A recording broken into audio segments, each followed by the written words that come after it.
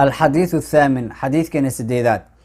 عن أبي سعيد الخدري رضي الله تعالى عنه قال حديث كان وحالة ورنا أبي سعيد الخدري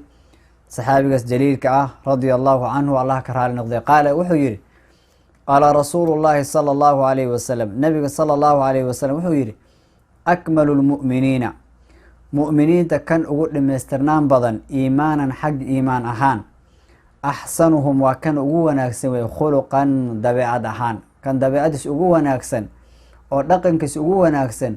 كاسا أقوى إيمان بوحوي أقول مسترنان بدن إيمانك الموطعون وكوى لقوقليوي أكنافا حق دينا أهان قرب أهان وكوى قرب كود أقوقلين يهي أو قرب كود مؤمنين تقرارعيو قرب كود ودبعسن يهي وناكسن يهي dadka dhaqan wanaagsan kula dhaqmo kuwaas weey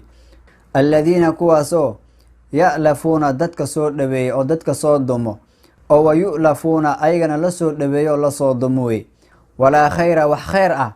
fi man cid dhaxdiisa ma ahaanin kaasoo laa ya'lafu aan soo dumeynin oo aan soo dhaweyneynin oo walaa yu'lafu asagan la soo dhaweynin aan la soo dumeynin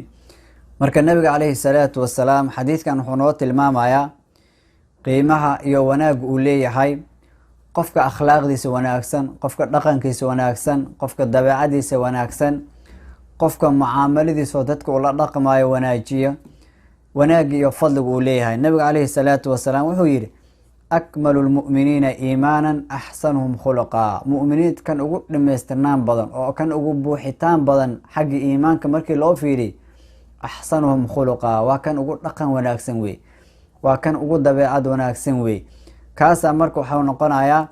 iimaankiisa mid buuxitaan badan oo dhameystirnaan badan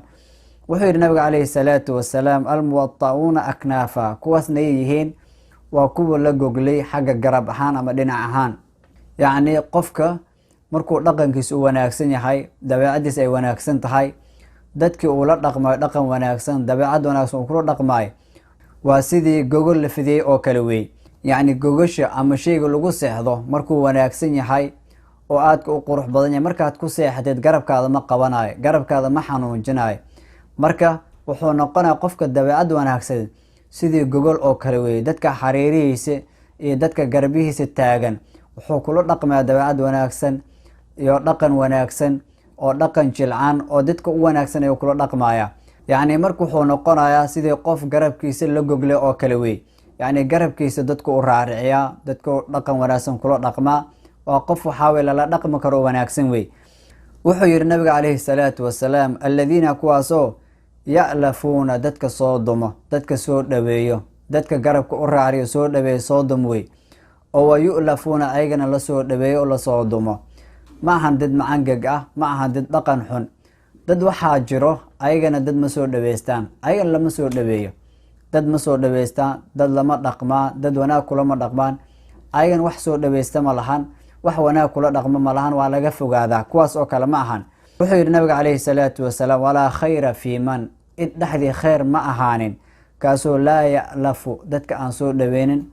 dadka aan soo dumin wala yu'lafu asagana la soo dumin aan la soo dhaweynin waa qof dadka dhan ay ka cararaan weey waa qof dabeecadiisa xun weey dhaqankiisa xun weey dadka ma soo dhaweystaan oo banaanka ay ka maraan dadka ma soo dhaweeyo oo dadka wanaag kula ma dhaqmo dadka ma soo dhaweeyo ma soo dumo asagan lama soo dhaweysto mana la soo dumo marka dabeecad xumadiisa oo dhaqan xumadiisa dadka dhanaa ka carara marka kaas oo kale wax khayr ah ma lahan marka nabiga calayhi salaatu wasalaam xadiidkan wuxuu noo sheegay dabeecada wanaagsan dhaqanka wanaagsan fadliga iyo qiimaha ay leedahay waxaad noqonaysaa qofkii iimaankiisa ugu dhameystirnaan badan mu'miniinta dhan haddii dadka wanaag aad kula dhaqanto khayr aad kula dhaqanto